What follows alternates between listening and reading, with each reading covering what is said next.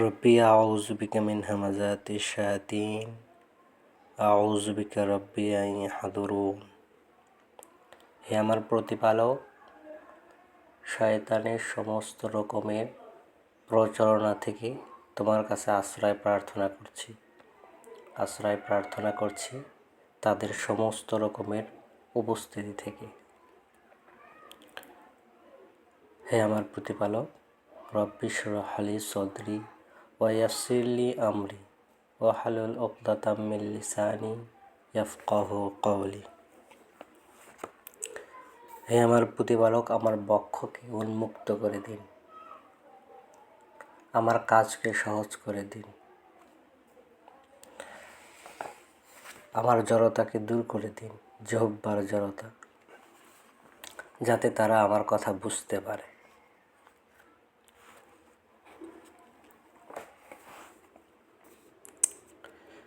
আজকের টপিক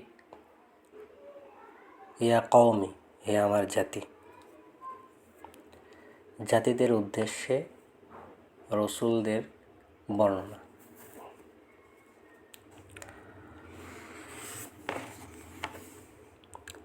৭১ নম্বর সূরা ২ নম্বর আয়াত।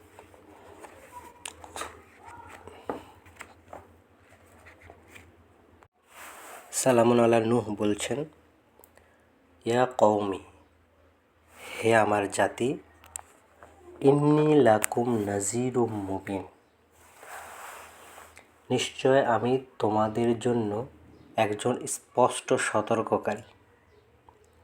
আন্নী আবুদুল্লাহ, দাসত্ব করো এক আল্লাহর, ওয়াত্তাকুহু, এবং আত্মরক্ষা করে চলো তাকে, ওয়া আতিউন, এবং মান্য করো আমাকে, অনুসরণ করো আমাকে। ইয়াগফির লাকুম, তিনি তোমাদের পাপ ক্ষমা করবেন।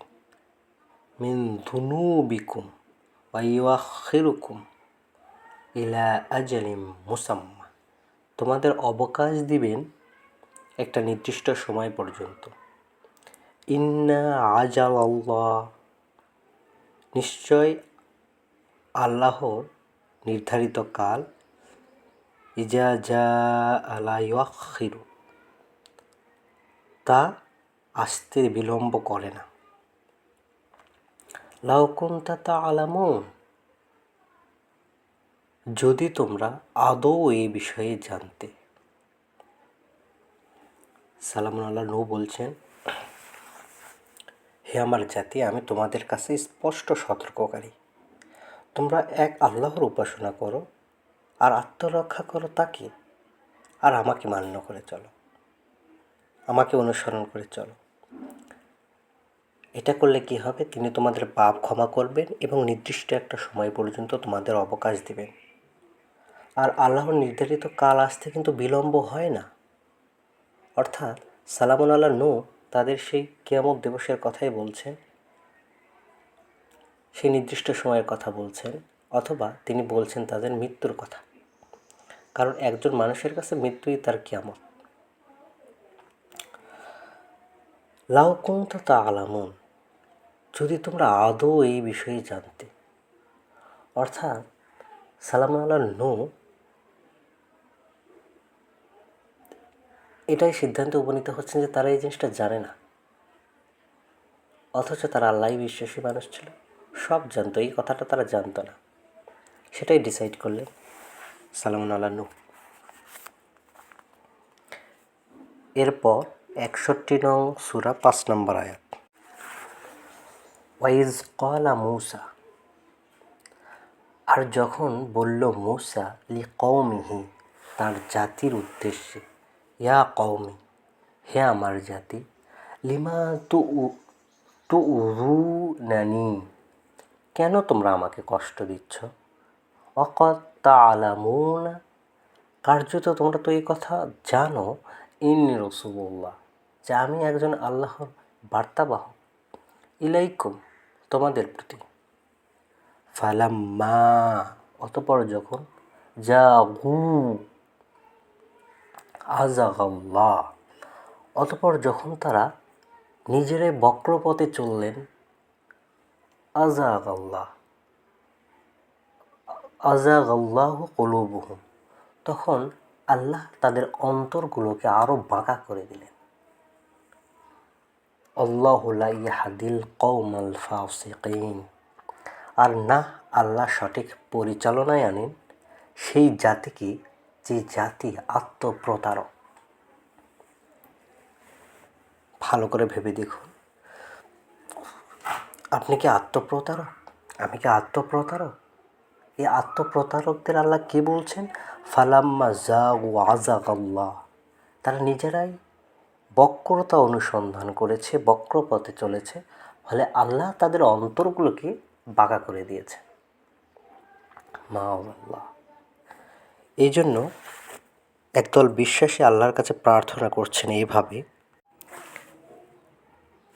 সূরা ৩ আয়াত ৮, রব্বানা লা তুজিগ কুলুবানা বা'দা ইয হাদাইতানা, হে আমাদের সৃষ্টিকর্তা প্রতিপালক,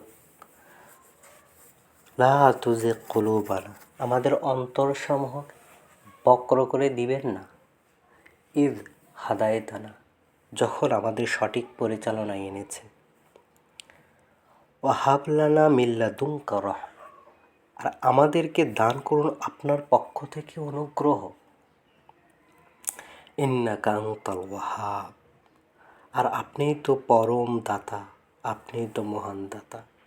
রব্বানা ইন্নাকা জামিআন নাসি লিয়াউমিন, হে আমাদের সৃষ্টিকর্তা প্রতিপালক, নিশ্চয় আপনি সকল মানুষকে একত্রিত করবেন এমন একটি দিনে, লা রাইবা ফি, যে সম্পর্কে কোনো সন্দেহ নেই, ইন্নাল্লাহা লা ইউখলিফুল মিআদ, আর নিশ্চয় আল্লাহ তো তার ওয়াদাকে ভঙ্গ করেন না, খেলাপ করেন না। আমরাও একই কথা বলবো, প্রভু আমাদেরকে সরল পথ প্রদর্শনের পর আমাদের অন্তরসমূহকে বাঁকা করে দিবেন না। ওয়াহাব লানা মিন লাদুনকা রাহমা, আর আমাদেরকে দান করুন আপনার পক্ষ থেকে অনুগ্রহ, ইন্নাকা আনতাল ওয়াহাব, আর আপনিই তো পরম দাতা। রব্বানা ইন্নাকা জামিআন নাস, হে আমার সৃষ্টিকর্তা প্রতিপালক, হে আমাদের সৃষ্টিকর্তা প্রতিপালক, নিশ্চয় এতে কোনো সন্দেহ নেই, জামিয়ান নাস, আপনি একত্রিত করবেন মানুষকে, লিয়াউমিন, এমন একটি দিনে, লা রাইবা ফি, যাতে কোনো সন্দেহ নেই, ইন্নাল্লাহা, নিশ্চয় আল্লাহ, লা ইউখলিফুল মিআদ, তার প্রতিশ্রুতি তো তিনি ভঙ্গ করেন না।